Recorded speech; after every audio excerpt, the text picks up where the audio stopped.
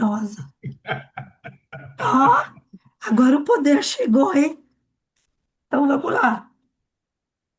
Deixa eu beber uma água aqui para ver se já dá uma melhorada na voz.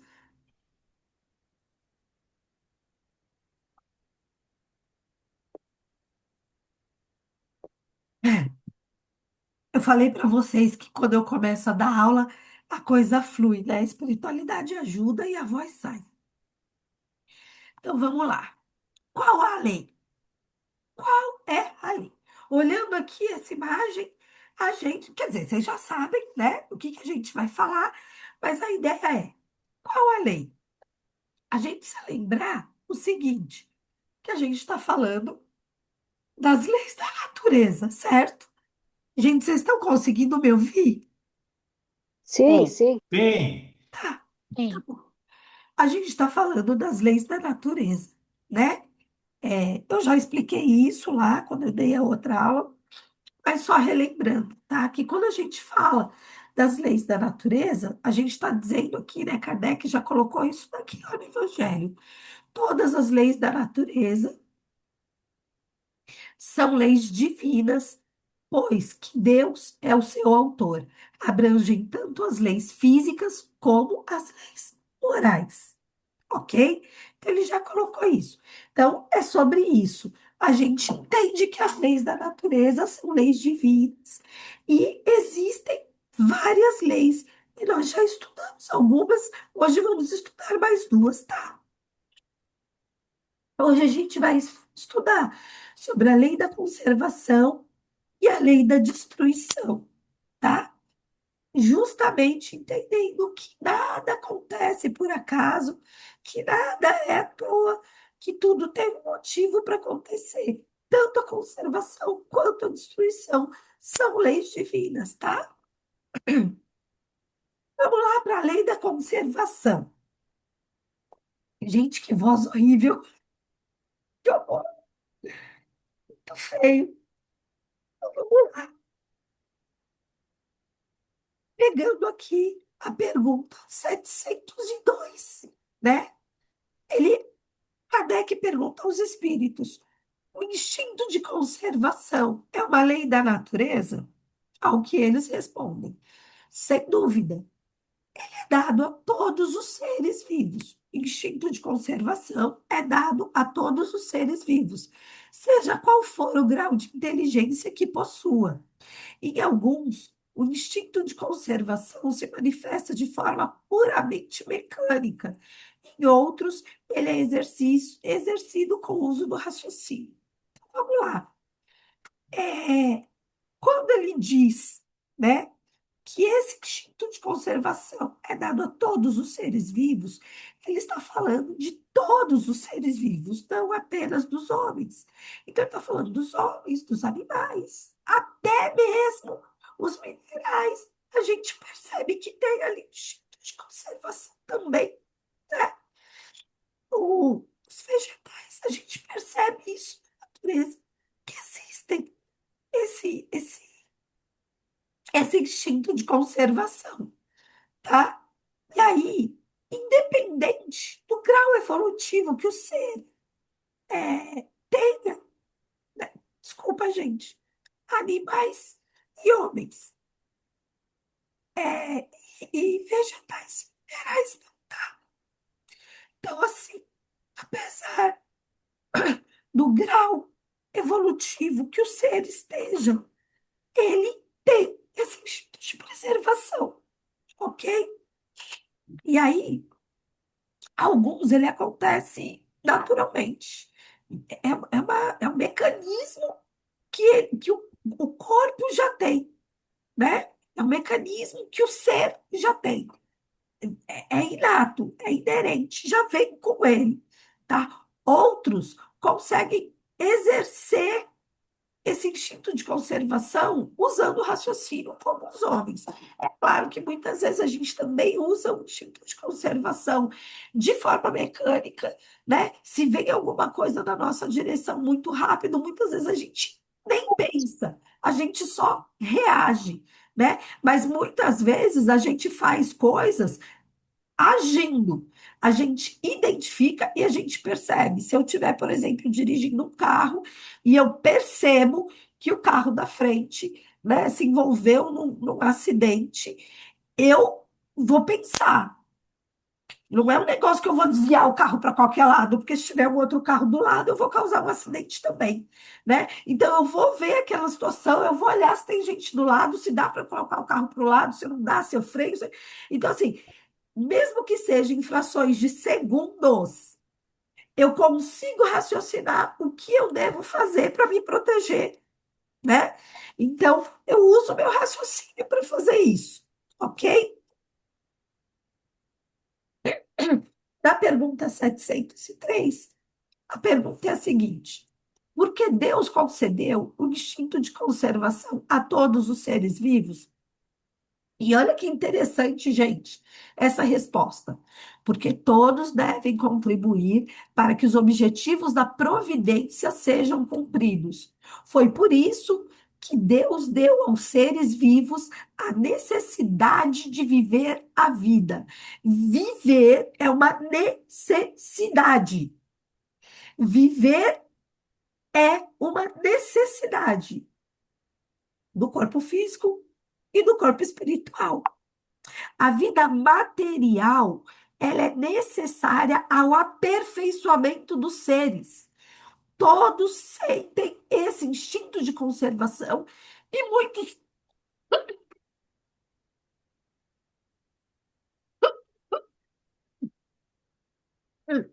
muitos nem se apercebem disso, tá? Então, ela é necessária para que a gente se aperfeiçoe. A vida material, ela é necessária. A gente poderia evoluir só no mundo espiritual, né? A gente poderia evoluir só lá na erraticidade. Só que existe a necessidade de nós estarmos aqui, existe a necessidade de nós vivermos essa vida material, porque ela faz com que a gente tenha experiências que são necessárias para o nosso aperfeiçoamento, para a nossa evolução, para o nosso crescimento, ok? Quando a gente está no mundo espiritual, a gente tem uma compreensão maior das coisas, né? É óbvio que isso depende também do grau evolutivo, né, do espírito, porque tem espíritos que, mesmo desencarnados, nem se dão conta que estão desencarnados, mesmo desencarnados, continuam cometendo atrocidades, mesmo desencarnados, não percebem muita coisa que está acontecendo com eles, né? Mas, no geral, todo mundo que está mais ou menos aqui no climinha da Terra, né? Que a gente está aqui no climinha da Terra, mas que não é do mal. Todo mundo está aqui nesse climinha da Terra, mas não é do mal. É, quando está na erraticidade, tem uma compreensão maior das situações, mas nem todos, né? Então, isso não é uma regra, tá? Então, claro que a gente tem uma compreensão maior lá, mas isso também não modifica quem nós somos, isso não modifica as nossas ações, isso não modifica a nossa essência. O que vai modificar a nossa essência é a, a, a evolução espiritual. E ela, hoje, na condição que nós estamos, ainda é necessária que se faça através do corpo material, ok? Todo mundo entendeu isso que eu falei, gente? Então, tá. E aí, ele fala, né, dos bens da terra, porque dentro desse capítulo ele vai falando o seguinte, né? Mas Deus dá a condição, já que viver é uma necessidade, Deus dá a condição para que a gente consiga lidar com essa necessidade, né? Ou seja, Deus dá os meios para que a gente consiga viver, Deus dá os meios para que a gente consiga seguir nessa questão que a gente tem, né? E aí eles vão falando que Na verdade, sim, que Deus oferece tudo o que a gente precisa, que tem os bens da terra. E quais são esses bens da terra? Né? Tudo aquilo que o homem pode desfrutar desse mundo. Ou seja, se a gente parar para pensar, Deus nos oferece um mundo prontinho com tudo o que a gente precisa. Água, condição física, né, para viver, ar, alimento. Então, tudo que a gente precisa está aqui. Tudo o que a gente precisa tem aqui, né? Então, a gente não tem esse problema de dizer assim, ah, não, a gente está aqui, mas como é que a gente faz? A gente não vai conseguir viver porque a gente não tem os meios. Lá atrás, quando a gente já falou de Jesus como Criador, a gente já viu que Jesus, ele preparou o clima da terra, ele preparou a condição da terra, ele preparou a posição da lua que iria nos ajudar, ele trabalhou a questão da gravidade para que esse planeta tivesse todas as condições para que a gente pudesse viver nele, né? Então, tudo que a gente precisa de verdade, a gente já tem aqui no planeta Terra, tá? Então, a gente tem água, luz, alimento, ar, tudo que a gente precisa para o nosso corpo funcionar. Para a gente funcionar, a gente tem, ok? E tudo isso a gente pode desfrutar do mundo. Tudo isso a gente tem aqui. E aí, na pergunta 707, ele diz o seguinte: muitas vezes faltam a certos indivíduos os meios de subsistência, mesmo quando cercados pela abundância. A que devemos atribuir esse fato? Ou seja, tem muita gente que, mesmo que esteja, né, cercado de abundância, mesmo que esteja ao lado de pessoas que têm condições, ou mesmo que esteja num ambiente que tem ali comida, bebida, mesmo que na dificuldade, né? Eles ainda assim, eles têm ah, sérios problemas de subsistência. Eles têm sérios problemas para conseguir levar suas vidas adiante, né?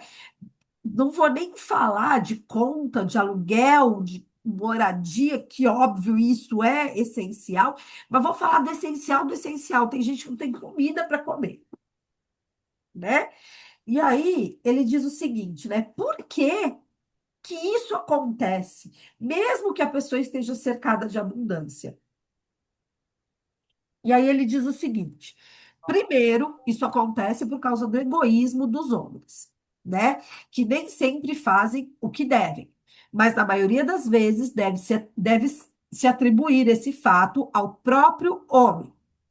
Aí tem lá a frase, né? Busquem e vocês encontrarão. Essas palavras não querem dizer que basta olhar a terra para encontrar nela o que se deseja. Elas querem dizer que é preciso procurar com ardor e perseverança, e não com preguiça, sem se deixar desanimar frente aos obstáculos que frequentemente são simples meios de colocar à prova a constância, a paciência e a firmeza dos homens. Então vamos lá. O primeiro motivo para a pessoa passar dificuldade é o egoísmo, porque eu tenho na minha casa um freezer abarrotado de carnes, carnes finas, né? Porque eu sou uma pessoa rica, entendeu? Então, eu tenho no meu freezer, né, quilos e quilos de carnes nobres, ok? Só filé mignon, só picanha, só isso que eu tenho no meu congelador. E eu tenho quilos e quilos. Tem carne lá que já até esqueci que existia lá. Eu tenho salmão, eu tenho camarão, eu tenho de tudo um pouco. E quando eu quero comer fresco, mesmo tendo tudo isso na minha geladeira, eu vou lá e compro fresco. Eu vou até a praia só para comprar fresco, para eu poder comer fresco, né? Então, assim, enquanto isso, do meu lado, eu tenho pessoas que não têm arroz e feijão para comer. né?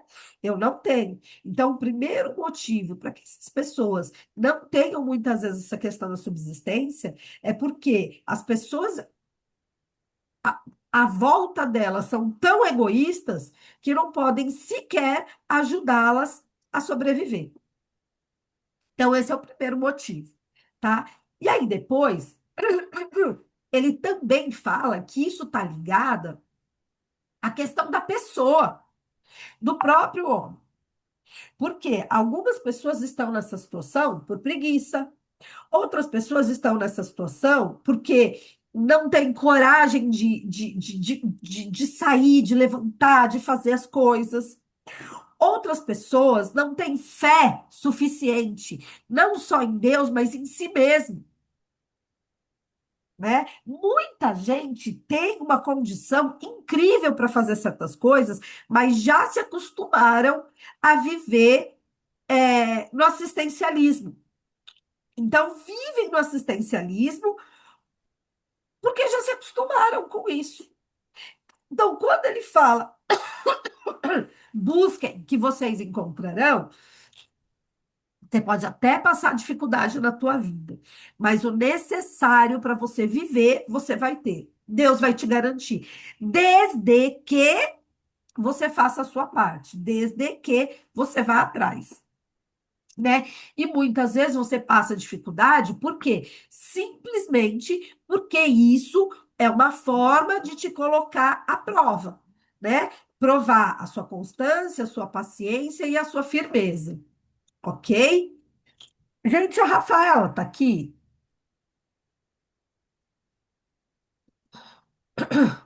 A Rafa conseguiu entrar? Deixa eu ver, Cris, espera aí, Sim, participantes. Cris, tô aqui, tô Tá, Tá assistindo. bom, tá aí. ok. Boa noite, gente. Boa noite. Oi, Rafaela.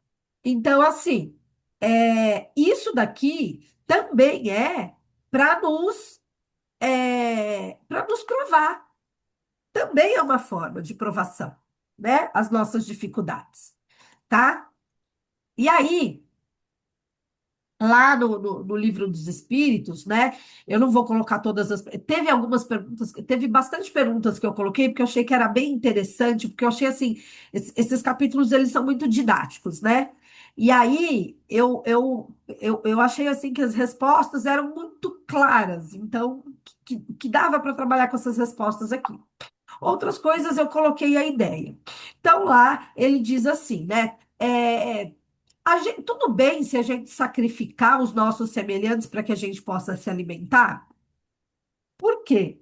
Se Deus está dizendo que viver é uma necessidade e que para a gente viver essa necessidade, a gente precisa se alimentar, a gente precisa, né, ter toda aí uma situação, então ele fala que de repente sacrificar os seus semelhantes para se alimentar não é um grande problema. Tudo bem a gente matar outra pessoa se a gente precisa se alimentar, né? E aí os espíritos eles dizem o seguinte, que há mais mérito em sofrer todas as provas da vida com coragem e renúncia. Porque mesmo que você esteja passando por dificuldades, não é o correto você tirar a vida de ninguém. Tem muito mais mérito, talvez, né? Se for o caso, você morrer de fome do que você matar alguém para você poder se alimentar. Ou como se fazia antigamente, as oferendas, né? Ah, então vamos fazer as oferendas. Eu vou fazer oferenda, Deus vai entender que eu estou fazendo isso para agradá-lo. Gente, não funciona assim. Nem naquela época que eles já eram muito ignorantes, isso não agradava a Deus. Claro que tinham atenuantes, mas isso não agradava a Deus, né? Por quê? Porque Deus também olha o motivo pelo qual a gente faz as coisas. Então, tem atenuantes, ok? Mas falar que Deus fica feliz porque estão matando, estão sacrificando uma pessoa, um animal, né? Para agradar a Deus, isso não agrada a Deus, né? Então ele diz que tem mais mérito você sofrer as provas da sua vida com coragem e renúncia. E quando você faz isso, isso é homicídio e crime contra uma lei da natureza. Ou seja, é homicídio e é um crime contra uma lei da natureza, tá? E deve ser punida duplamente, como crime, né? Como homicídio e como um crime contra a lei da natureza. E aí tem a explicação que Kardec dá, né? Ninguém tem o direito de matar seu semelhante, independente da desculpa que apresente para dar respaldo ao erro que cometeu. Ah, eu estava com fome. Ah, foi uma necessidade. Ah, eu precisei. É claro, gente. De novo, tudo tem seu atenuante. Deus, ele olha a todos os lados, né? Mas você tirar a vida de uma pessoa para você se alimentar dela, não é plausível. É claro que a gente sabe que existem catástrofes, que existem acidentes, que às vezes as pessoas. A gente já viu muitas situações, né? De pessoas que caíram do avião, que naufragaram, nananã, e aí os seus parceiros morreram. E a pessoa se alimentou da carne daquele parceiro, né? Das pessoas que estavam com ele. Então, assim, é bacana isso? Não é bacana porque a situação não é bacana. Mas veja bem, a pessoa não está cometendo nenhum crime, porque a pessoa já tinha desencarnado. Então, ela se alimentou da carne. Era uma carne que estava lá disponível para ela. E ela se alimentou disso. Ela não tirou a vida de ninguém, né? Você tirar a vida é um grande problema. Somente Deus pode nos tirar a vida física, porque foi Ele quem nos deu. Se a vida é amor, ao matarmos alguém, estamos violentando uma lei da natureza, no caso, a lei do amor. Assim, o criminoso pagará duplamente por sua falta. Primeiro, pelo homicídio, e segundo, por cometer um crime contra uma lei da natureza, né? Contra uma lei natural, tá? Então, é um duplo crime, né? É um crime pelo crime em si, mas também é um crime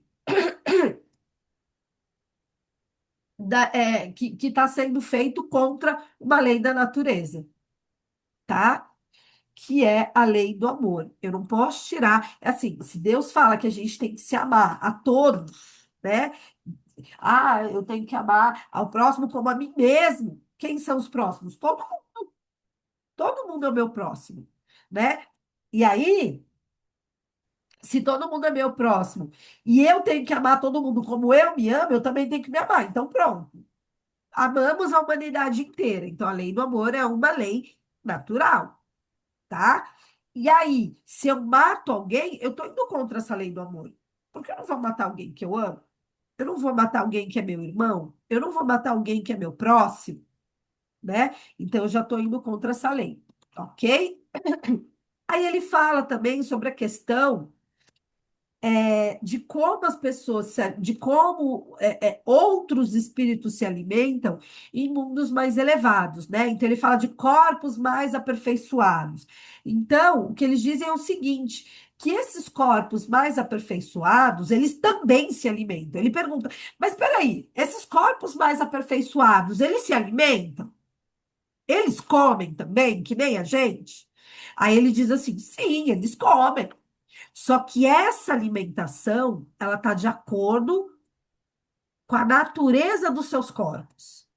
Então, assim, a gente aqui na Terra, se a gente tivesse que comer, o alimento desses corpos mais evoluídos, isso não serviria para a gente, porque a nossa matéria é muito grosseira para o tipo de alimento que é oferecido lá, né? Então, por exemplo, quando a gente lê livro falando sobre colônia, tem um monte de gente que se alimenta de água. Tem gente que se alimenta da luz, né? Então, essas coisas alimentam o espírito. Isso não serve para gente. A gente não tem a condição de se alimentar através disso, né? Então, a cada um é dado de acordo com a energia do seu corpo, de acordo com a sutileza do seu corpo, né? Quanto mais sutil é meu corpo, mais sutil é a minha alimentação, certo? Então, assim, uma pessoa que virou vegetariana, por exemplo, ou vegana, que é até um pouco mais, né, mais rígido com essa questão da alimentação. Então, assim, uma pessoa que virou vegana, quando ela fica muito tempo só comendo comida natural, quando ela come uma comida diferente, ela passa mal. O corpo dela passa mal. Eu tenho uma amiga que ela não é vegetariana, mas a alimentação dela é muito frugal. Ela come carne, mas assim, pouquinho, né? Não sei o quê. Eu lembro que a gente foi fazer um churrasco na casa dela e ela estava tirando todas as peles do frango. Aí tinha um amigo nosso, baiano, né? Obviamente, ele é da Bahia, por isso que ele é baiano. E aí, como todo bom baiano, gosta de comida cheia de gordura, cheia de não sei o quê. E aí ele falou assim: pô, Zeli, mas você tá tirando a parte gostosa da carne? Pelo amor de Deus! Como é que. Ele falou assim: não, mas isso daqui é a pele. Eu falei: mas isso que dá gosto no frango, isso que é gostoso, deixa a pele aí. Ai, mas é que eu não como. Você não come, eu como. Pode deixar que eu como. Aí eu peguei e falei para mas a pelinha do frango eu como também, né? Então, assim, a gente e ela, nesse dia, ela comeu. Nesse dia, não. A gente foi no casamento de uma amiga nossa do centro e lá tinha doce de leite, né? Teve um buffet. E uma das sobremesas era doce de leite. Ela pegou, gente, um pedacinho assim, pastoso. Ela pegou um tantinho assim de doce de leite. Assim. E colocou num pratinho e comeu. Dava para ela comer num pires de xícara. E ainda sobrava espaço no pires. Ela pegou bem pouquinho, mas pegou uma colherzinha. Só para.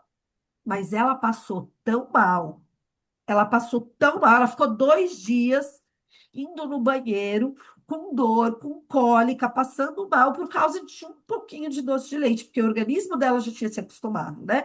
Então, para cada corpo, a alimentação é de acordo com o corpo que tem, com a sutileza do seu corpo, ok? E aí, a gente vai falar também dos prazeres terrenos, né? Dentro dessa questão da lei da conservação, eles colocam alguns tópicos, né? E aí ele fala dos prazeres terrenos.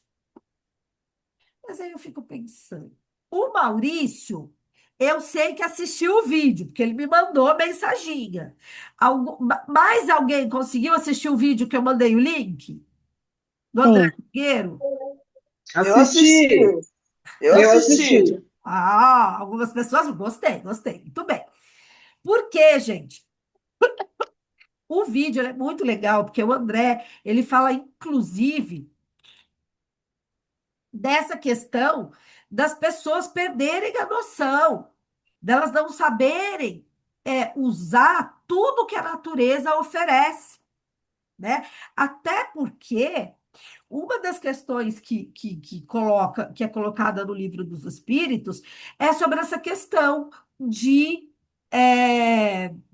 mas se a gente tem eu falo assim, mas por que a gente não tem, por que a Terra não produz suficiente para a gente poder viver, né? E aí ele diz o seguinte: a Terra produz, só que você não sabe usar. É isso que ele diz. Em outras palavras, né, mais eruditas, mas é isso que ele diz. A terra produz exatamente o que você precisa, você que não sabe usar. Você usa de forma errada. Então, esses dias, por exemplo, eu estava conversando com os meus alunos sobre a questão da água.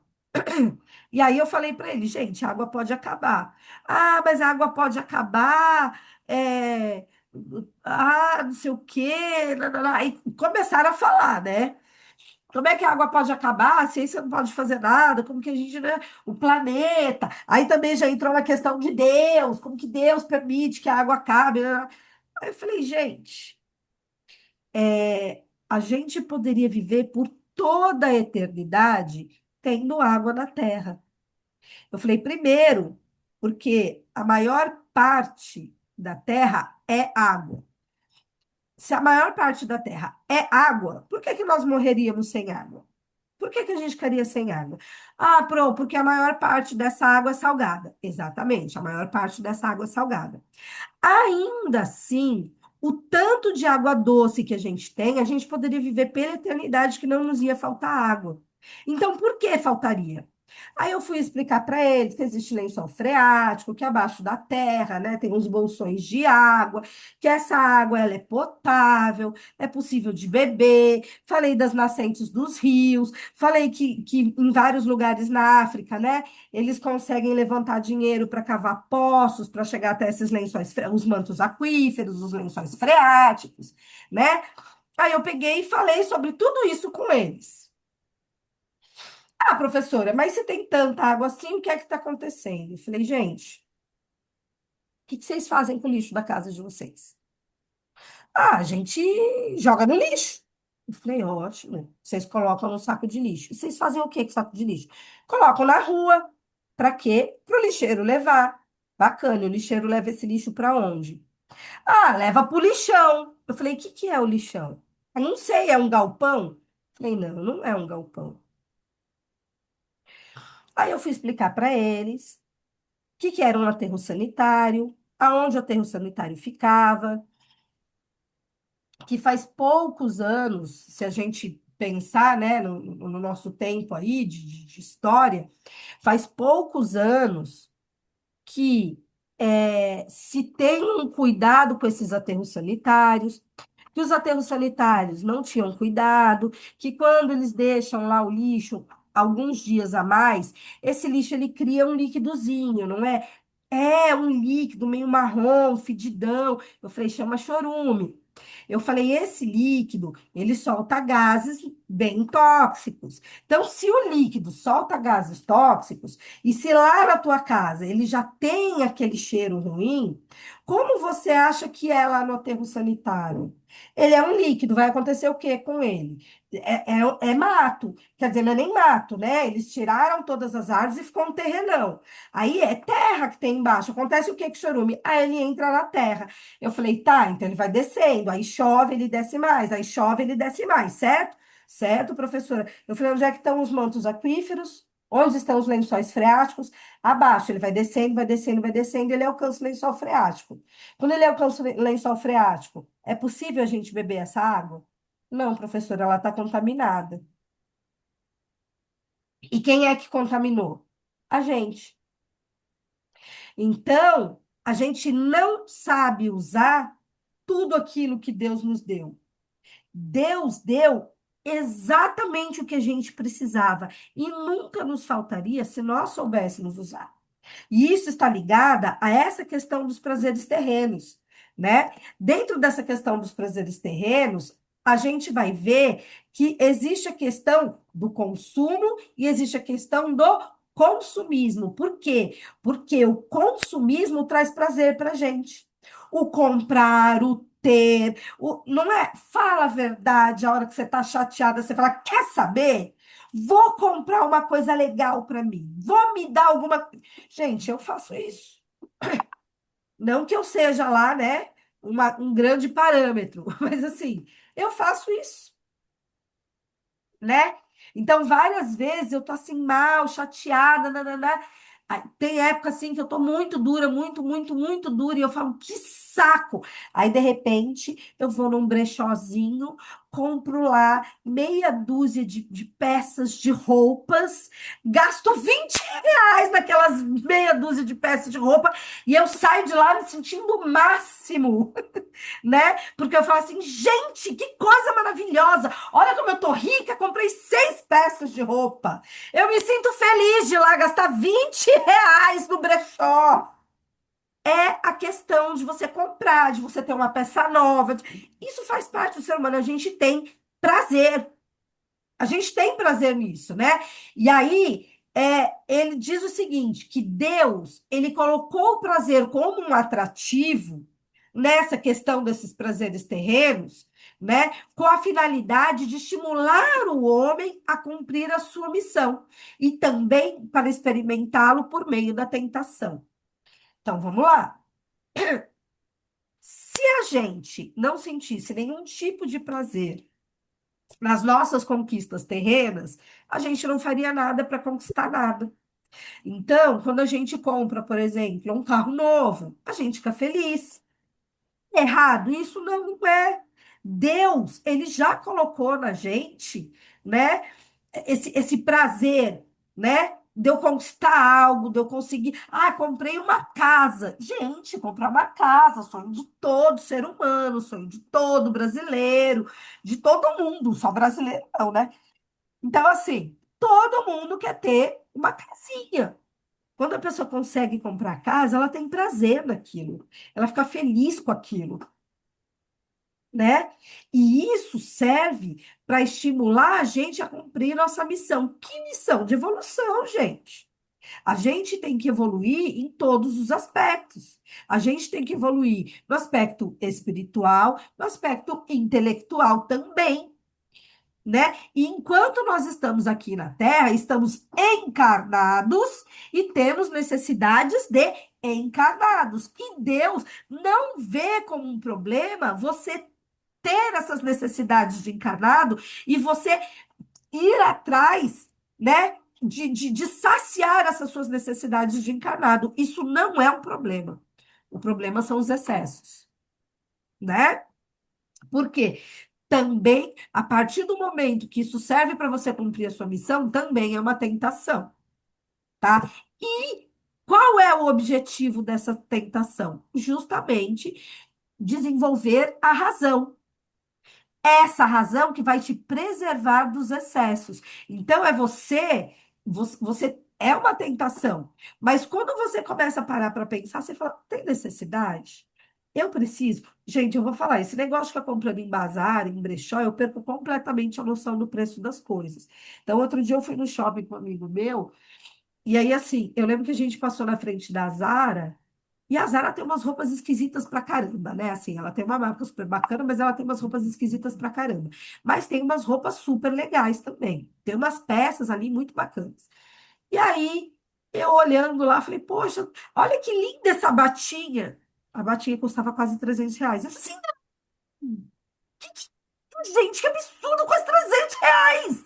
Esse povo tá louco. Como estão cobrando R$ 300 por batinha? Não, pelo amor de Deus.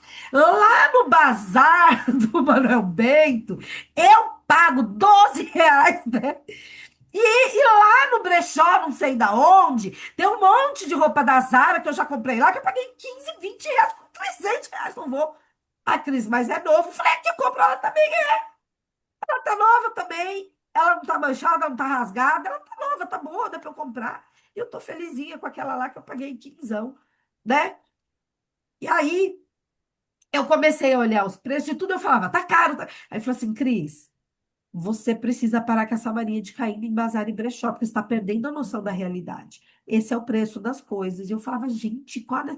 E aí, assim, de verdade, né? Eu me pergunto, qual é a necessidade de eu pagar 200, 300, 400, R$ 500 numa peça de roupa?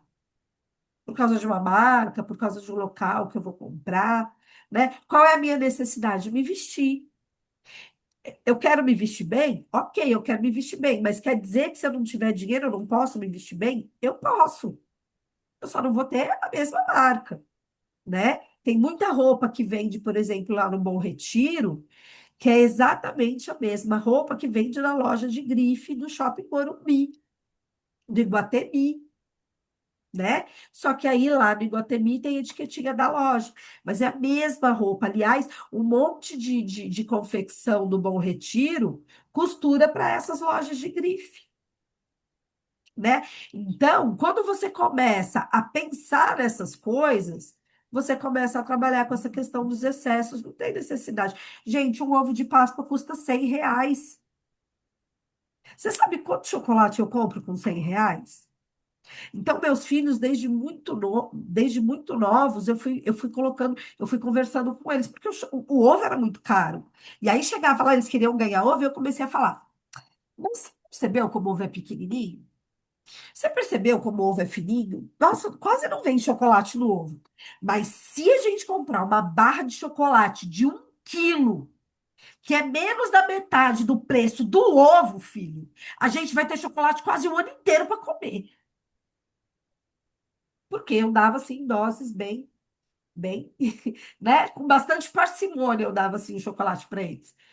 E aí eles, mãe, falei, lógico. Aí eu comprei uma barra de chocolate de 1 quilo. Falei, olha isso. Aí eu mostrei o ovo de Páscoa, falei, olha isso. Aí eles pegaram o ovo de Páscoa, pegaram a barra de chocolate. É verdade, né, mãe? Nossa, na próxima Páscoa eu não quero ovo, não, quero barra de chocolate. Aí eu comecei a dar barra de chocolate para os meus filhos.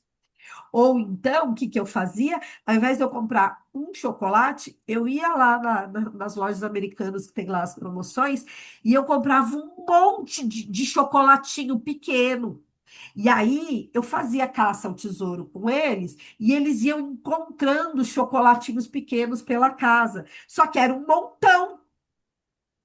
Criança não tem noção disso, né? Você dá uma nota de R$ 100 para ela, e você dá 5 notas de R$ 1, ela vai pegar 5 notas de R$ 1, porque tem mais, né?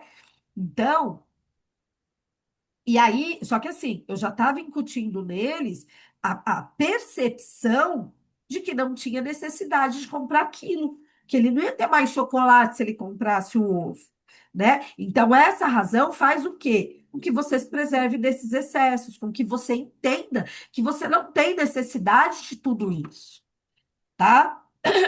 E aí, aqui vem, né? O homem despreza a razão que Deus lhe deu por guia. E quanto maiores forem seus excessos, maior será o domínio de sua natureza animal sobre a sua natureza espiritual.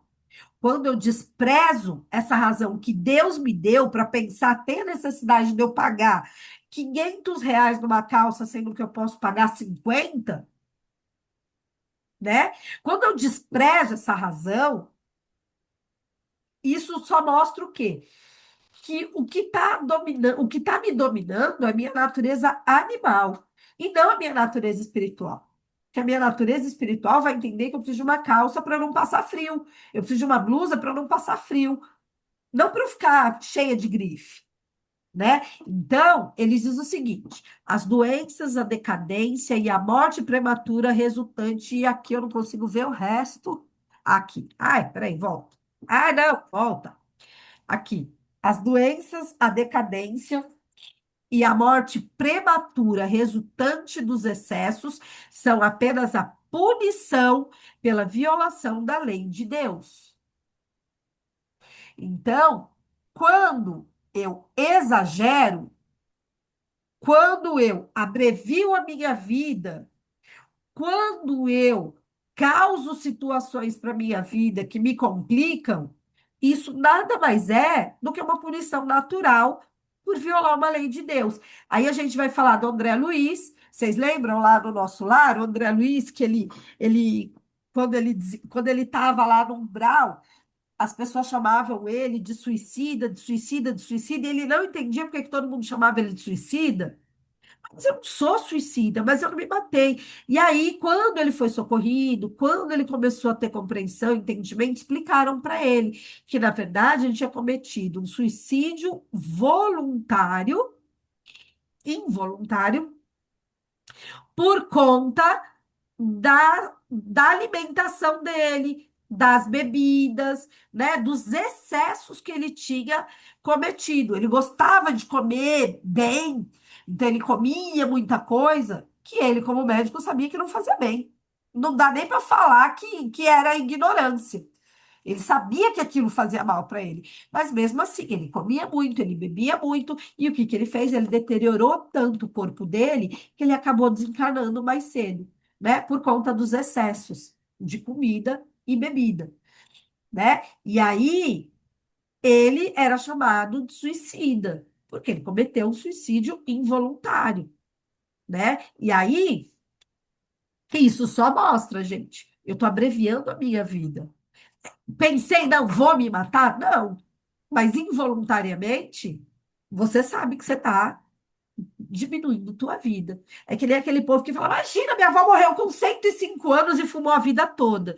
Aí a galera fica se prendendo a essas situações e esquecem que a pessoa que morre com 105 anos, bebendo, fumando, comendo o que queria a vida toda, é uma porcentagem muito baixa. Agora, as pessoas que morrem de câncer na garganta, né? Que tem problema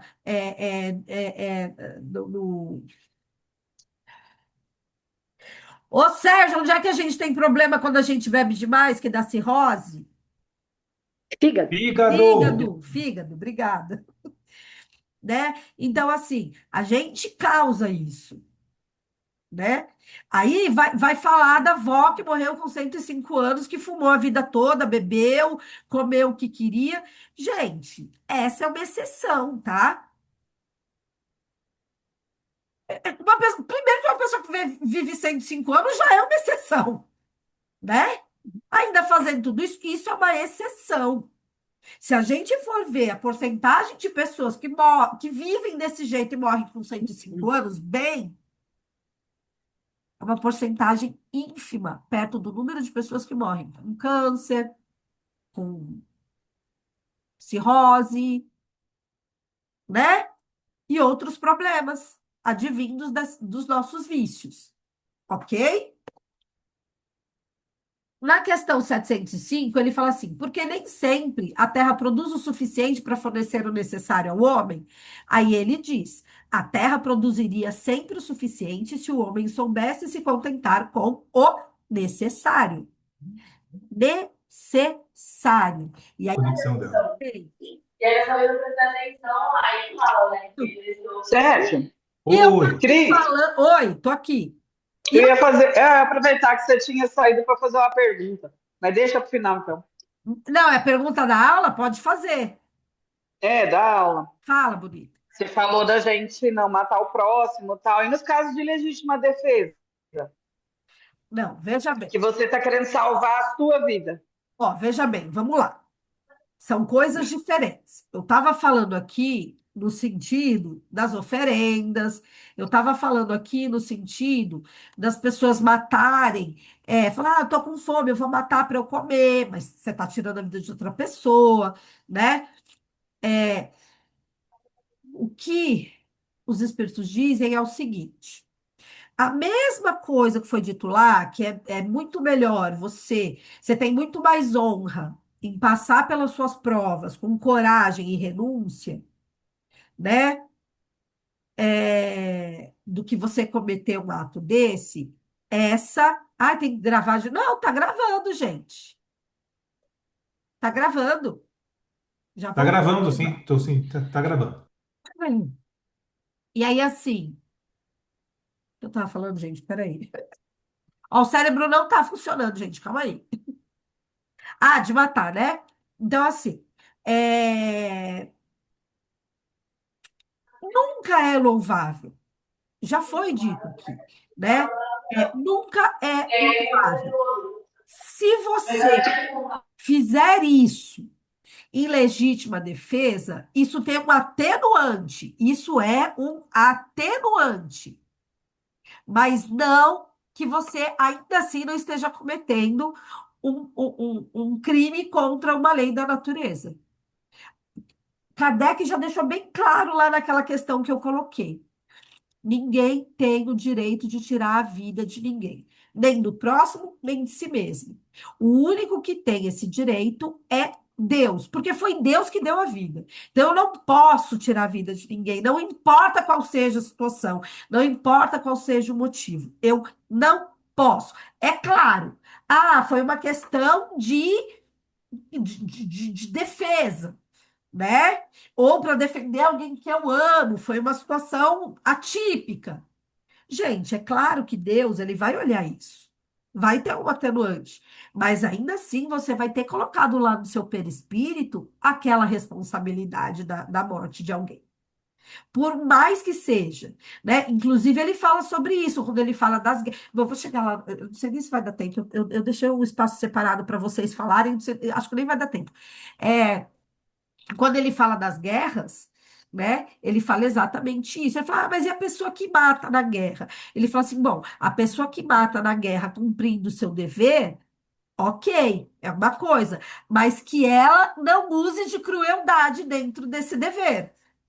Então, assim, ela está cumprindo uma ordem. Existe no planeta Terra, né, a ordem dos homens, a lei dos homens. E essa lei existe justamente porque Deus permitiu que ela existisse para que tivesse uma certa ordem aqui, certo?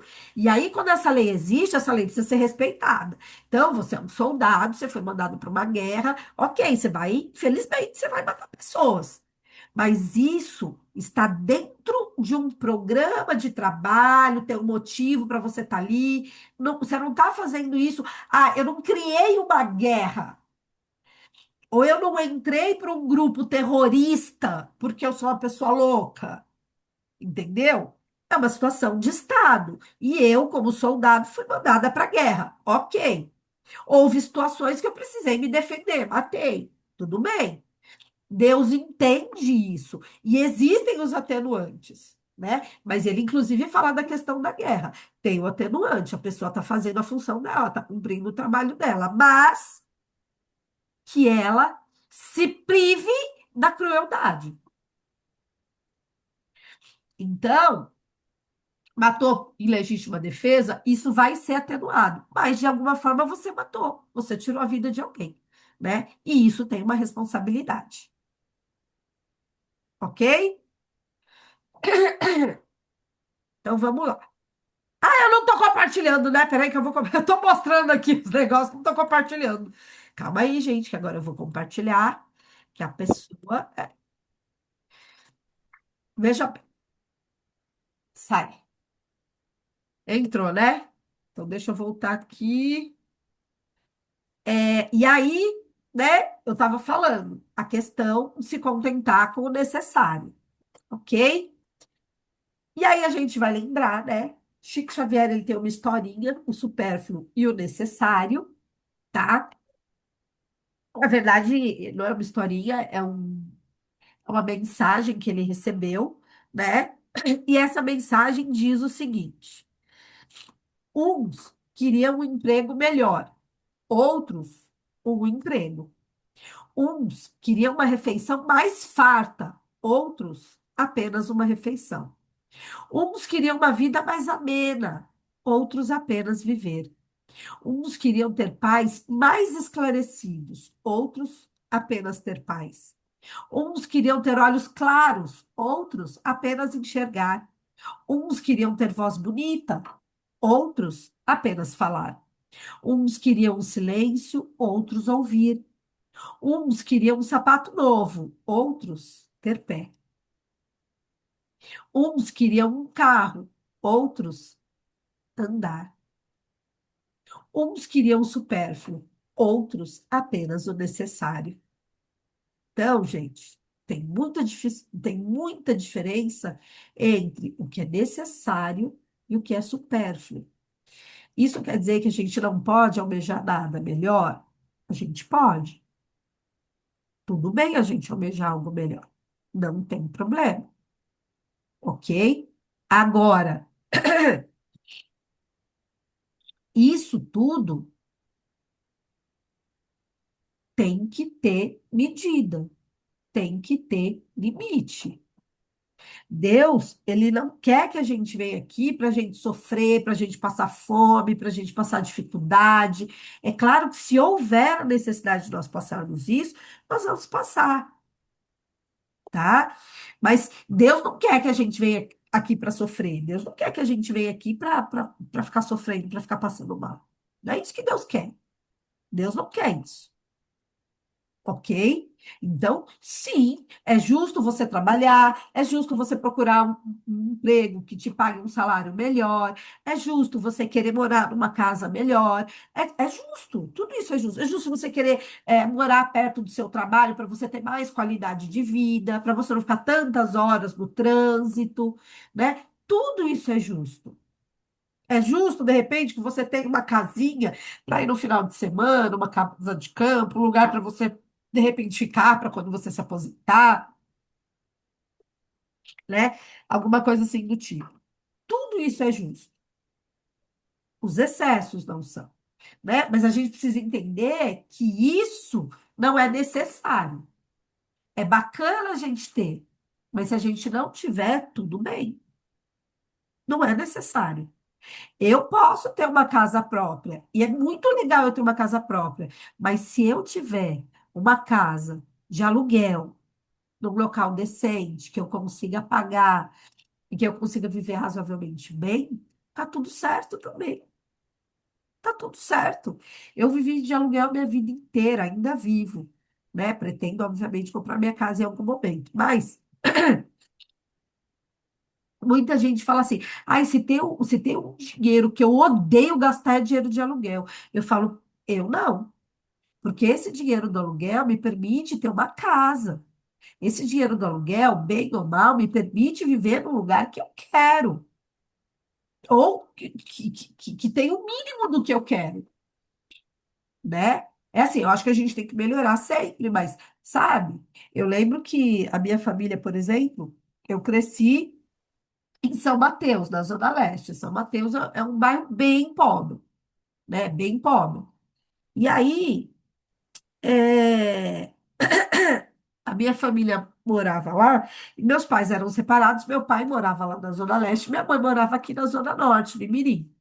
E eu sempre gostei mais da Zona Norte, sempre achei mais bacana, sempre achei mais legal. Mas meus. Nossa, eu vou me Voltou, machucar Cris. inteira desse jeito, de tanto que eu caio e volto. Não tem problema. O importante é que tá indo. E a voz tá boa. Continua firme. Não é? A voz até melhorou. Então, assim, gente. Aí eu lembro que a minha família, minha irmã, por exemplo, ela morava lá em São Mateus. E, obviamente, o aluguel dela era, sei lá, metade do meu, às vezes até mesmo da metade do meu. Quando eu ia visitar meu pai lá, eu aproveitava e fazia compra lá, porque o valor do supermercado lá não tinha comparação com o valor do supermercado da Casa Verde, né, que era onde eu morava. E aí, ela falava assim: ai, você quer ser rica, você é metida, você quer ser rica, você é pobre. Aí eu falava assim para ela, eu sei que eu sou pobre, por isso que eu vou fazer compra lá em São Mateus, quando eu vou para lá, né? E quando eu ia de carro, aí eu já passava no mercado, fazia despesa e levava para minha casa, que saía mais barato do que fazer compra aqui, na Casa Verde. E aí eu falava para ela, eu falava assim, gente, isso não tem nada a ver com querer ser rica. Isso tem a ver com o fato de eu querer que os meus filhos morem num lugar que não tenha ninguém fumando maconha na porta de casa. Isso tem a ver com o fato de eu trabalhar perto da minha casa e eu não ficar horas, porque em São Mateus eu levava 2, 3 horas para chegar no trabalho, mais 2, 3 horas para voltar, sabe? É uma coisa meio desumana isso, né? E aí eu falo, só que isso, gente, é o supérfluo. Eu me permitia ter esse supérfluo. O necessário é o quê? É eu ter uma casa para viver, eu ter comida para comer, eu ter roupa para vestir, né? Eu conseguir ter remédio para mim, para os meus filhos. Isso é o necessário, tá? É errado você querer o supérfluo? Não, desde que você não exagere na dose, ok? Só o necessário é útil. O supérfluo nunca o é.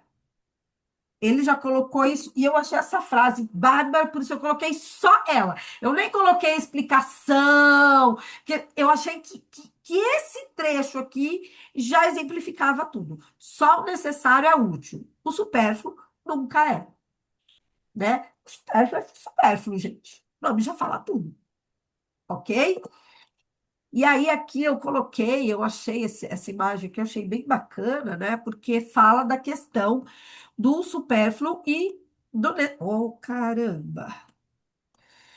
Fala aqui da questão do supérfluo e do necessário, né? Então, dentro dessa lei da conservação, precisa ter um equilíbrio entre a necessidade e ter responsabilidade, né? Então, por exemplo. Aqui colocou desse lado, né? A providência e o necessário. Então, assim, o propósito da existência. A vida é necessária para o aperfeiçoamento dos seres e cumprimento dos desígnios divinos, né? Aí vem aqui, ó. A natureza é previdente. A terra produz o necessário. A escassez resulta da imprevidência, da má gestão humana.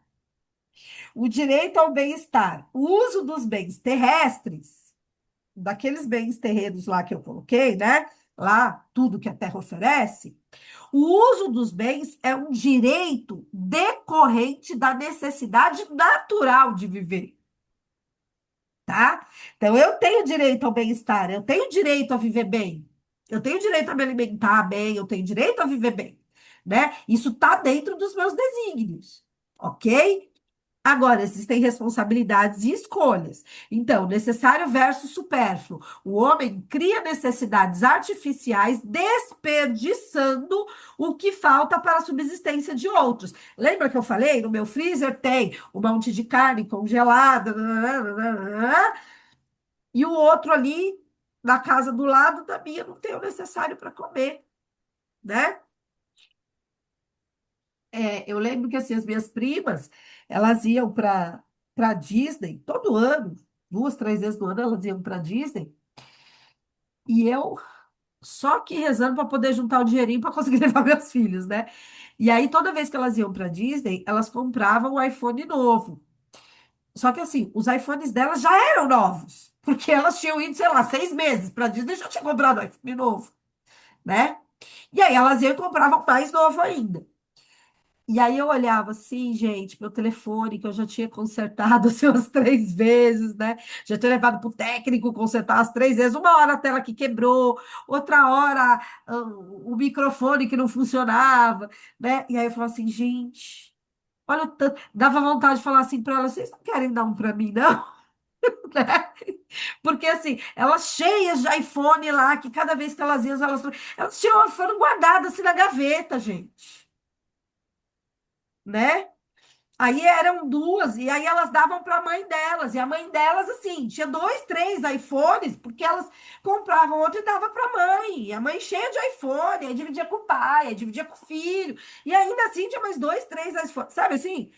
E eu falava assim, gente, o meu aqui, olha, eu colocando a terceira tela nele, que já quebrou, né? Ok, tá tudo certo, gente, isso não é reclamação, tá? Mas o ser humano, ele cria essa necessidade, independente da necessidade do outro, tá? O papel da razão. A razão deve ser o guia para evitar excessos que degradam a natureza espiritual. Então, de novo, eu preciso pensar, eu preciso usar a minha razão para eu não cometer os excessos que vão me prejudicar, inclusive espiritualmente. A verdadeira caridade, né, é um mérito real. Ele consiste em privar-se para beneficiar o próximo, não em sofrimentos inúteis, né? Então, quando eu falo, e aí a gente está falando, vocês percebem que aqui eu trouxe isso daqui porque ele está falando no geral.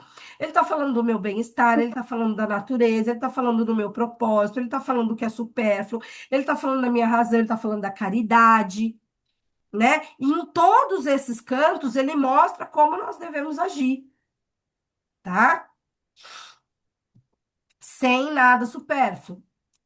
E aí a gente, dentro da lei da conservação, também vem a questão das privações voluntárias, né? Das mortificações. Então, são pessoas que muitas vezes, dentro dessa lei da conservação, elas esquecem, na verdade, né, da lei da conservação, e elas acabam se machucando, né, criando privações para si mesmas. Então, assim, dentro do espiritismo, a gente não tem nenhum tipo de ritual, zero ritual, nada, né? Claro que assim, a gente respeita a maneira como todos agem. Então, assim, a galera que faz jejum, a galera que deixa de comer não sei o quê, que faz promessa, e eu vou ficar sem comer chocolate por um ano, né? Então ela se priva de coisas que ela gosta por alguma outra situação. Tem a necessidade? Não, não tem a necessidade. Eu não preciso me privar de alguma coisa, né, para eu melhorar. Eu posso decidir melhorar e continuar usufruindo daquilo que me dá prazer. Mas é óbvio que a gente respeita isso. E dentro dessas privações, existem privações muito sérias. Pessoas que ficam muito tempo sem comer, pessoas que se machucam, pessoas que se degradam, né? Por quê? Porque elas acham que elas precisam fazer, ou porque elas pecaram, ou porque elas têm que fazer isso para se purificar, né? E aí ele diz o seguinte: a lei da conservação obriga o homem a prover as necessidades do corpo. Aí ele diz assim: sim, sem força e sem a saúde, o trabalho é impossível. Então, sim, eu tenho que prover as minhas necessidades corporais. Então, ok, eu comer, ok, eu ir atrás daquilo que vai me dar energia, que vai me dar força, porque eu preciso disso para eu poder trabalhar, né? E aí ele diz assim: e as mortificações contemplativas? Como é que fica essa mortificação contemplativa? Ela é bacana para Deus? Ela não é? Como é que fica isso? E aí é muito legal que ele diz assim: perguntem a quem ela serve e terão a resposta, né? Sucinto. Perguntem a quem ela serve. A contemplação, a mortificação contemplativa. Eu ficar lá, jejuando, sem comer, olhando a natureza. Isso serve para quem? Isso ajuda quem? Só por aí você já tem a resposta. Ele é muito claro com isso, né? Aí ele diz o seguinte: a verdadeira mortificação consiste em provar-se de si mesmo e trabalhar pelos outros. Então, de novo, sem desmerecer, nem desrespeitar nenhuma outra religião, nenhuma outra crença, mas a gente sabe que tem algumas crenças que as pessoas elas viram ermitãs, elas se afastam da sociedade, elas vivem só na contemplação. É bacana, elas não fazem mal para ninguém, mas elas também não fazem o bem, né? E os espíritos já disseram, não adianta você só não fazer o mal, é necessário que você faça o bem. Então, a verdadeira mortificação é aquela que é para provar de si mesmo e trabalhar pelos outros. Aí a gente vai lembrar de quem? De quem? De quem? A gente vai lembrar dessa bonitinha aqui, irmã Dulce. A irmã Dulce tinha um sério problema pulmonar, ela tinha um sério problema respiratório. Ela, assim, falaram que ela não ia viver muito, né? Todo mundo brigava com ela para ela parar de trabalhar. Ela prejudicou, ela já tinha uma saúde debilitada. Ela saía do hospital, o médico não tinha dado alta, ela levantava da cama, saía, ia lá ajudar os pobres dela. Aí você fala assim: ah, então ela abreviou a vida dela. Não, ela viveu pra caramba. Ela viveu muito mais que o André Luiz, né? Então, assim, ela viveu pra caramba. Aí a gente fala, ai, mas ela tinha problema de saúde, ela não cuidava da saúde. Mas ela estava fazendo isso em prol do próximo, gente. Percebe a diferença? Ela não estava fazendo isso por egoísmo. Ela não estava fazendo isso para mostrar para ninguém que ela era. Não. Era uma necessidade e uma vontade genuína da irmã Dulce de ajudar o próximo, de ajudar os outros. Ela passava por cima das ordens da igreja para ajudar os outros. Ela vivia num convento que não podia abrir as portas para ninguém à noite. Os portões não eram abertos, ninguém entrava no convênio à noite, né? Assistam o filme dela, é muito bacana o filme dela. Tem no Netflix, chama Irmã Dulce. Então, assim, não podia abrir o convento para ninguém. Uma noite, gente, eu vou falar que hoje está difícil, hein? A internet aqui não está querendo nem por decreto funcionar, mas voltemos, voltemos. E aí, a gente tem aqui a irmã Dulce, né, como exemplo, que essa noite, né, teve uma noite que bateram alucinadamente lá no portão do convento. Aí, Todo mundo fingia que não estava ouvindo, o povo bater, pedindo socorro. Então lá vamos nós, né? Aí assim, Sim, a irmã Dulce bateram alucinadamente lá na porta, né? E aí, todo mundo fingindo que não estava ouvindo nada, ela foi lá e abriu o portão. Falaram para ela: não abre, não abre, não faz isso, né? Ela foi lá e abriu o portão. Ela falou: não, gente, estão batendo. E aí, teve uma mulher que deixou um menino na porta do convento e ela saiu do convento. E ela sair do convento foi o maior pecado, né? E ela teve que responder um processo é, eclesiástico lá por causa disso. Ela ficou 10 anos vivendo sozinha no convento, né? Pelo fato dela. Porque aí ela saía à noite, ela mandou uma pessoa arrombar a porta de uma casa para colocar pessoas que estavam morando na rua, que estavam doentes lá, para ela poder cuidar. Então, assim, ela fez muita coisa, né? Desse jeito, assim, nesse sentido, tá? Então, ela, apesar dela prejudicar a doença dela, ela não estava preocupada com isso, ela estava muito mais preocupada com as pessoas que ela precisava ajudar, né? Aí, dentro disso ainda, tem a pergunta, o negócio fica bem em cima. 723, né? E é muito legal. Eu coloquei essa pergunta porque eu acho que isso é muito importante. O homem, ao se alimentar do animal, contraria a lei da natureza? E olha o que eles dizem. Na constituição física do homem, a carne alimenta a carne. Pois, do contrário, o homem enfraquece. A lei de conservação cria para o homem o dever de preservar as suas forças e a sua saúde para cumprir a lei do trabalho, que também é uma lei divina, né? Assim, ele deve alimentar-se conforme as necessidades do seu organismo. Gente, se o meu organismo ainda tem necessidade de carne, eu não vou inventar de parar de comer carne para eu ficar doente e não conseguir trabalhar e não conseguir evoluir, e não conseguir progredir. Ah, mas e os vegetarianos e os veganos? Gente, quem consegue seguir esse ideal do veganismo ou do vegetarianismo e se sente bem com isso, tá tudo certo.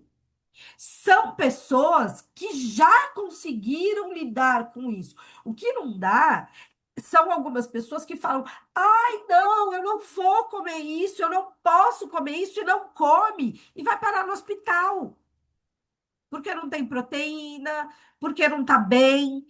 Eu, Cristina, como pouquíssima carne, gente. É assim, ah, não como? Eu como, mas eu como pouquíssima carne. Eu, tipo assim, um bife pra mim, se ele for muito grande, dá para duas, três refeições. Vocês estão entendendo? Porque eu tiro assim um naquinho de carne, sabe? É claro, eu vou num churrasco, eu como? Como. Mas o que que me diverte mais no churrasco? O queijo coalho e o pão de alho e o vinagrete. Eu me divirto muito mais comendo essas coisas do que a carne, né? Então, mas isso é de cada um. Tem gente que não consegue ficar sem comer carne. Tem gente que come só pelo prazer, né? Mas tem gente que tem a necessidade de comer a carne. E ele está dizendo que da nossa constituição física, a carne alimenta a carne. Então, se a carne alimenta a carne, que a gente se alimente de carne. A gente também não pode achar que tudo é pecado, que tudo é errado, que nada pode. Gente, não existe pecado. Se existir pecado, o pecado é o excesso. Se existir algum pecado na vida, o pecado é o excesso. Todo o resto faz parte do nosso crescimento, do nosso aprendizado. Está dentro do nosso processo, ok? Aí ele diz o seguinte, né? Se os sofrimentos desse mundo nos elevam, pela maneira como suportamos, poderão nos elevar também aqueles que criamos voluntariamente? Então tá. Gente, se você é o bem sofrer, né? A gente já teve essa aula do bem sofrer. Então, assim, se eu sei sofrer bonitinho, se eu não fico chorando, se eu não fico resmungando, se eu não fico reclamando, se eu não fico maldizendo, né? Se eu passo pelas situações da vida e eu passo por elas, né? Com resignação, com força, com fé, com coragem, isso faz o quê? Faz com que eu evolua, né? Então, se eu consigo evoluir, né, através do sofrimento bem suportado, então quer dizer que eu posso criar sofrimento para mim, para eu suportar bem, para eu evoluir mais. Aí ele diz o seguinte: os únicos sofrimentos que elevam são sofrimentos naturais, porque eles vêm de Deus. Os sofrimentos voluntários não possuem serventia, pois não contribuem para o bem dos outros. Todo sofrimento que acontece na face da terra, ela acontece para o bem de alguém, né? Ela acontece para o bem de alguém, ok? É isso. Se é um sofrimento que é só por sofrer, não tem serventia, então não serve para nada. O homem deve castigar o seu espírito e não o seu corpo. Ele deve castigar o seu orgulho, deve sufocar o seu egoísmo, que se assemelha a uma serpente a roer o seu coração, e fará muito mais pelo seu adiantamento do que impondo-se rigores que já não são deste século. A gente até conseguia entender que na Idade Média, quando todo mundo estava guerreando em nome de Deus, em nome de Jesus, de Deus, né? As guerras santas, que de santas não tinham nada, mas muita gente, se tinha muita gente que fazia isso pelo poder, pela ganância, né? Tinha muita gente que entrava nessas guerras porque acreditavam mesmo que estavam servindo a Deus, gente. Isso estava conectado, estava ligado, tinha a ver com aquele momento. Hoje, isso não funciona mais. Lá na Idade Média, em 1300, 1300, né? Ok. Agora, gente, não tem mais nada a ver isso. Assim, a gente. E aí eu não estou nem falando de religião, tá? Vamos falar de evolução natural do homem. A gente já evoluiu o suficiente para entender que as coisas não são desse jeito. Então, se a gente tem que castigar alguma coisa, a gente tem que castigar o nosso espírito. Ah, então a gente tem que se fazer mal? A gente tem que sofrer para a gente ser feliz? Não, ninguém quer que vocês sofram para ser felizes. Mas, quando ele fala castigar o seu espírito, é castigar o seu orgulho, a sua vaidade, né? Aquilo que está no seu espírito, ok? E não o corpo. O corpo. E aí a gente vai falar da lei da destruição também, né? Existe a lei, a destruição natural. Lá no começo, a gente não falou que tudo precisa ser destruído. Ah, eu já estou misturando, então vamos lá. Existe, isso vai falar agora, né? Porque eu vou começar da lei da destruição agora. Existe a lei da destruição natural e existe a lei da destruição natural, não. Existe a destruição natural, que são aquelas coisas que deixam de existir naturalmente, que se destroem naturalmente, que acabam naturalmente, e existe a destruição abusiva, que é uma destruição que ser humano, cometo contra a natureza, contra o outro, ok? Então a gente precisa entender isso. Aí lá na questão 738 coloca assim: Deus não podia empregar outros meios para melhorar a humanidade em vez dos flagelos destruidores? Então, pô, não dava para Deus fazer uma outra coisa, né? Ao invés desses flagelos? Aí ele diz assim: sim, e ele os emprega todos os dias, uma vez que tem dado a cada um os meios de progredir pelo conhecimento do bem e do mal. Ou seja, Deus, ele está dando chance, está dando chance, está dando chance, está dando chance, e a gente está desperdiçando. A gente não costuma falar que a gente evolui pela dor ou pelo amor? Pouquíssimas pessoas evoluem pelo amor. Aqui, a gente evolui mesmo é pela dor, porque a gente não olha para o amor para a gente poder evoluir, ok?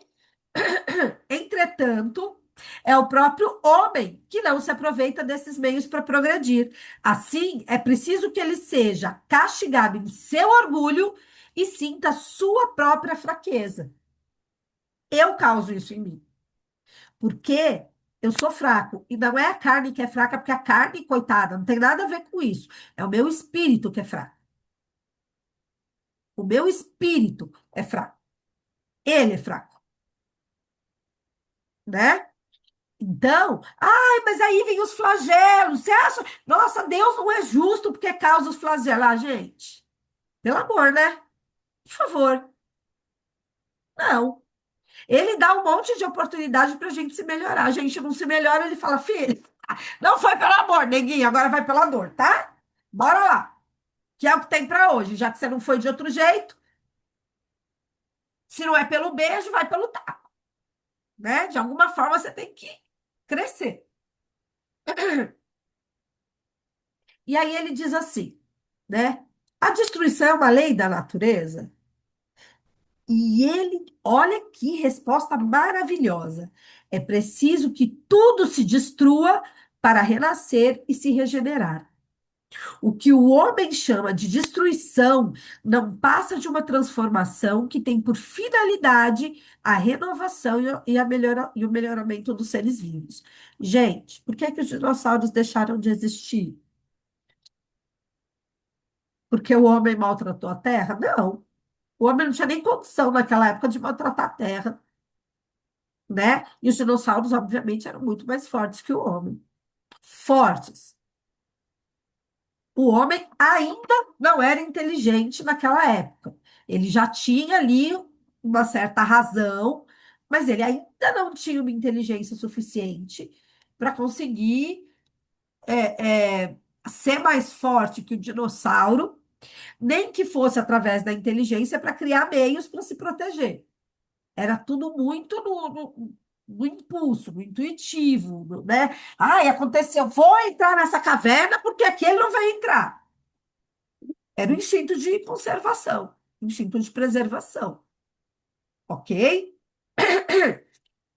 Os dinossauros, eles deixaram de existir porque eles foram necessários para a Terra naquele tempo, naquele período.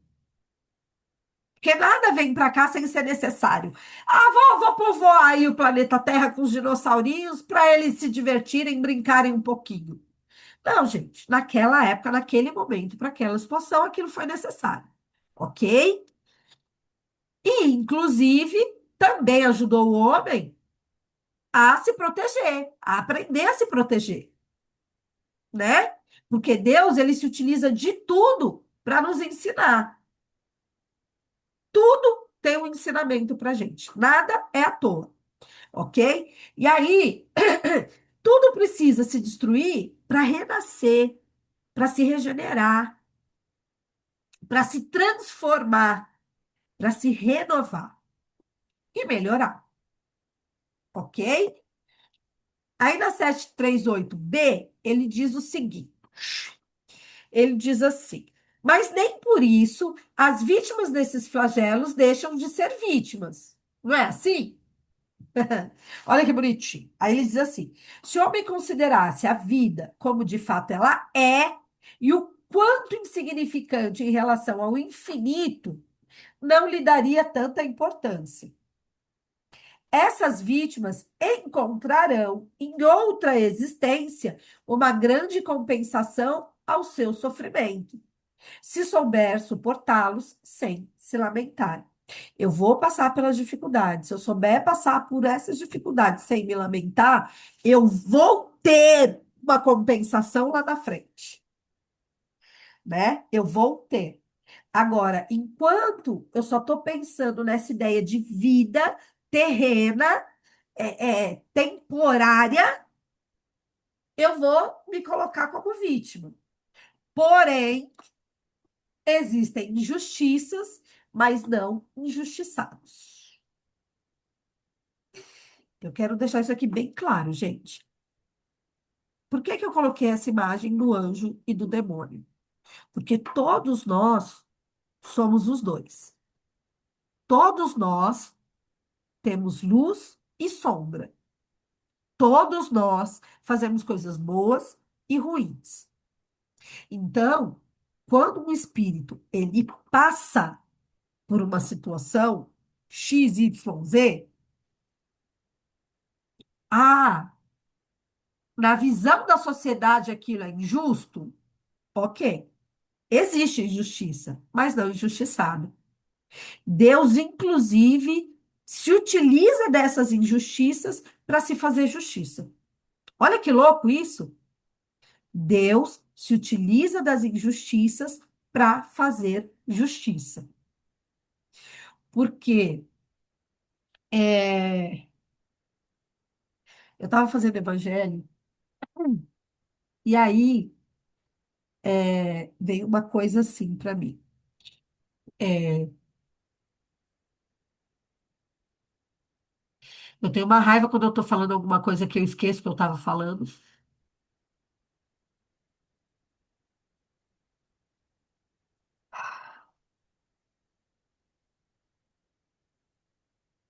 Você estava falando da injustiça. Mas eu tô querendo lembrar o que que eu ia comentar do evangelho, que veio no evangelho. Olha, gente, eu vou falar que não é só a voz que não está funcionando, não, viu? O cérebro também tá. O Sérgio já entrou na aula falando assim, Ih, a Cris tá bichada. Mas não é só o físico, o mental também tá bichado, viu, gente? Eu paro de falar o que eu tô falando para perguntar o que eu tô falando. A gente não lembra, tá? Não lembro, depois se eu lembrar, eu posto no grupo, eu falo para vocês, porque eu não consigo lembrar o que eu ia falar. Oh, que raiva. Enfim, a questão é a seguinte: não importa a situação pela qual eu passe, tá? Sempre tem uma razão para eu passar por isso. Todos nós temos as nossas lutas, todos nós temos as nossas dificuldades, todos nós temos os nossos problemas, né? E às vezes essas lutas, essas dificuldades, esses problemas são tão pesados, tão pesados, tão pesados que você fala, meu Deus do céu, caramba, caramba. Mas é justamente por isso que a doutrina espírita é considerada como consolador. Porque quando você para pensar que eu estou passando por isso, porque fui eu que causei isso, em algum momento da minha vida eterna, né? Isso de alguma forma, por mais que eu não me lembre o que seja, eu sei que não é injusto. Existem injustiças, mas eu sei que não é injusto comigo. Porque se eu estou passando, é porque eu preciso passar. Não tem como fugir disso. Não tem como ir contra isso, né? Porque eu acredito de verdade nisso. E essa também é a diferença, né? Essa é a diferença entre eu fazer parte de uma religião e de eu acreditar naquilo que eu vivencio na religião. E essa é a diferença que a gente também já conversou algumas vezes sobre religião e religiosidade. Não é a religião, mas é a sua religiosidade, é a sua conexão com Deus. Então, é a sua crença, aquilo que você acredita, aquilo que te fortalece, o que te modifica. É disso que eu estou falando. Então, quando eu acredito na doutrina que eu estou. Eu acredito por já ter visto, por já ter trabalhado mediunicamente, por já ter atendido vários espíritos, por já ter conversado com muitos espíritos, por já ter vivenciado tanta coisa, por já ter sentido. Porque quando você trabalha mediunicamente, você sente. E aí é muito difícil ter dúvida quando você sente. Então, eu acredito. Eu acredito. Então, às vezes, é difícil, é pesado, é complicado, é doloroso, mas eu acredito de verdade que não é uma injustiça comigo, porque eu acredito de verdade que se eu estou passando por essa situação, foi porque em algum momento eu criei essa situação para minha vida, né? Então, é bom a gente lembrar, injustiças existem. Pessoas, mas assim, injustiça do ponto de vista da sociedade terrena, né? Então, pessoas que a gente vê que são presas, pessoas que a gente vê que são, né, presas injustamente, não foram elas que cometeram e ficam lá, às vezes, 10, 20 anos presas, e só depois de 20 anos descobrem que não foi a pessoa. Deus não é caprichoso. Ele coloca tudo no lugar, de uma forma ou de outra, ok? E aí, gente, qual foi o objetivo de Deus em tornar a guerra necessária? Porque dentro dos flagelos humanos, né, a guerra é uma das mais complicadas que existem. Aí eles colocam assim: os objetivos foram a liberdade e o progresso. Infelizmente, o ser humano ainda precisa da guerra para que haja liberdade, para que haja progresso. Se a gente parar para pensar, né? Quanto a Segunda Guerra Mundial foi nociva para a humanidade inteira, para a população do planeta Terra inteiro, ela foi muito nociva. Mas o tanto de coisa que mudou depois dessa Segunda Guerra Mundial, na educação, na forma de se fazer política, na forma de entender as coisas, né? Inclusive, os países que causaram a guerra sofreram muito com essa guerra e descobriram novos modos de se fazer política, descobriram novos modos de conquistar outras coisas, investiram pesado na educação e agora a Alemanha é um dos países mais evoluídos do mundo. Porque investiram pesado na educação. Entenderam que não era a beligerância que ia trazer poder para eles, mas sim a educação, sim o conhecimento, né? E aí eu aproveito para falar uma frase da Angela Merkel, que um juiz chegou nela e falou assim: mas a gente ganha menos que os professores aqui na Alemanha. E ela olhou para a cara dele e falou assim: você quer se comparar a um professor? Tem comparação, porque a gente está falando de conhecimento, de informação, a gente está falando daquilo que molda e que forma o ser humano. Né? E não é porque eu sou professora, não. E vou falar, gente, eu tenho um baita orgulho da minha profissão. Eu acho que a minha profissão é tão digna, tão digna. Eu acho que assim, não tem nada que seja ruim na minha profissão. Eu estou falando, obviamente, enquanto professora, no sentido do que eu ofereço, né? Não tem nada de ruim na minha profissão. O que tem de ruim é o que eu faço. Já passei da hora, né, Sérgio? É isso que você quer falar, que eu já estou muito atrasada. Ok, aí aqui eu tinha colocado, agora é com vocês, mas aí eu falei demais, eu caí demais, e aí não vai dar para ser com vocês, porque aí eu ia jogar para vocês algumas questões, porque eu falei da lei da destruição, né? E falei da lei da conservação, mas ainda tinha algumas coisas para se falar, da pena de morte, né? Mas é isso, gente, vai para o questionário, vocês vão ler o livro dos espíritos, tá bom? É isso, porque eu falei bastante. E caí bastante. Tá bom? Pronto. Ó, falei, a voz voltou. Falei.